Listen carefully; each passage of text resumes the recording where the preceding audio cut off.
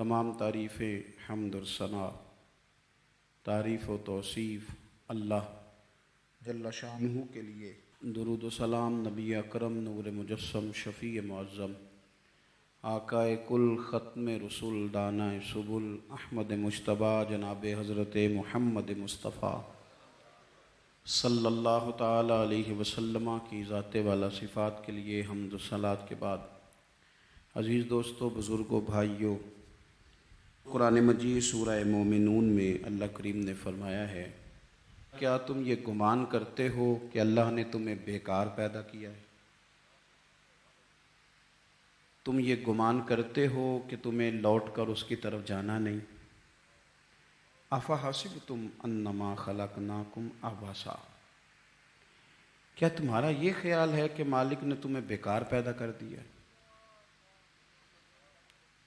تم 9 ماہ اپنی ماں کے بدن میں رہے، بہت سی تکلیفیں سہ کر اس نے تمہیں جنم دیا۔ دنیا میں آنے کے بعد کئی بیماریاں، کئی تکلیفیں، کئی آزمائشیں، کئی دکھ، کئی سکھ، کہیں دھوپ، کہیں چھاؤں، تو کیا یہ سارا سلسلہ بیکار تھا؟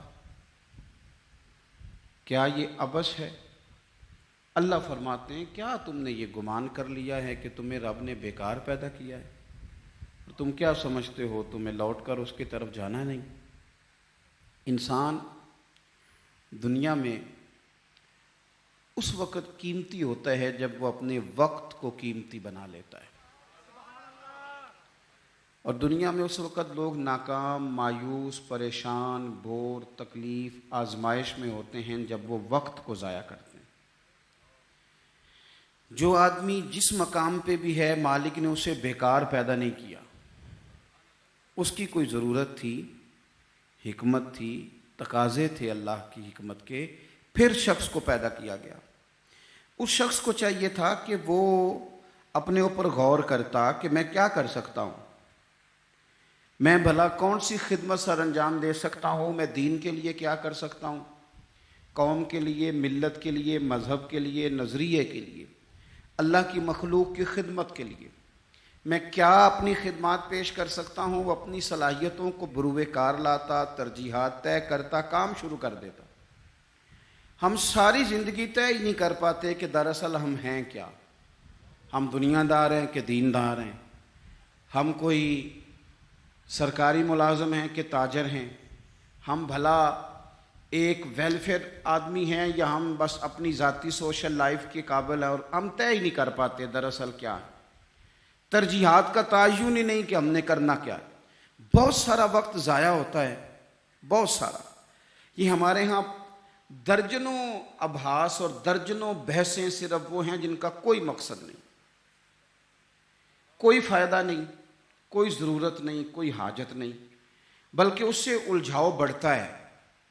میرے نبی پاک صلی اللہ تعالی علیہ وسلم نے فرمایا تھا، پتہ ہے سونا اسلام کس کا ہے؟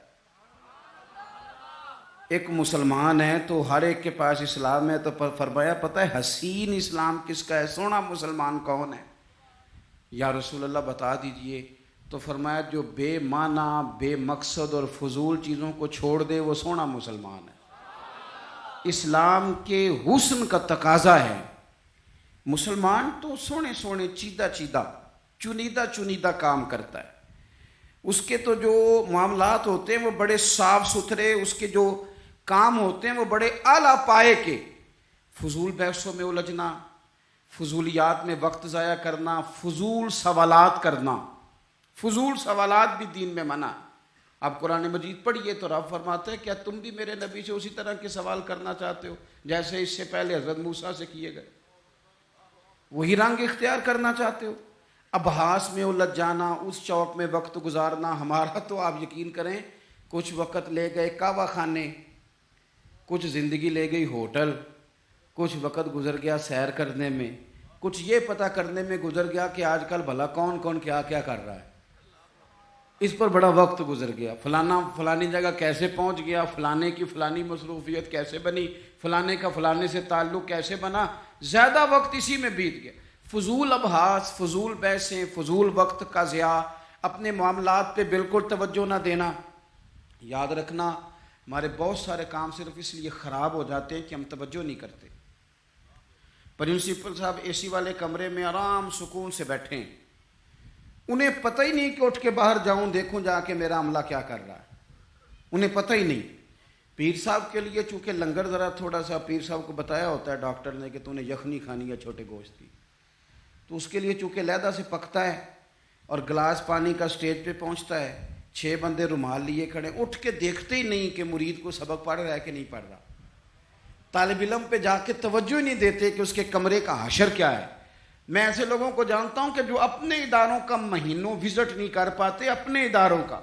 فیکٹری کے مالک کو پتہ ہی کوئی نہیں کہ کارکن کیا کر رہے ہیں, یعنی اٹھ کے وہ پسند ہی نہیں کرتا کیونکہ اس کے کمرے میں اے سی لگا ہوا ہے, مزدور دھوپ میں کام کر رہے ہیں. ہمارے ڈھیروں کام فقط اس لیے خراب ہوتے ہیں کہ ہم اپنے وقت کو ضائع کرتے ہیں,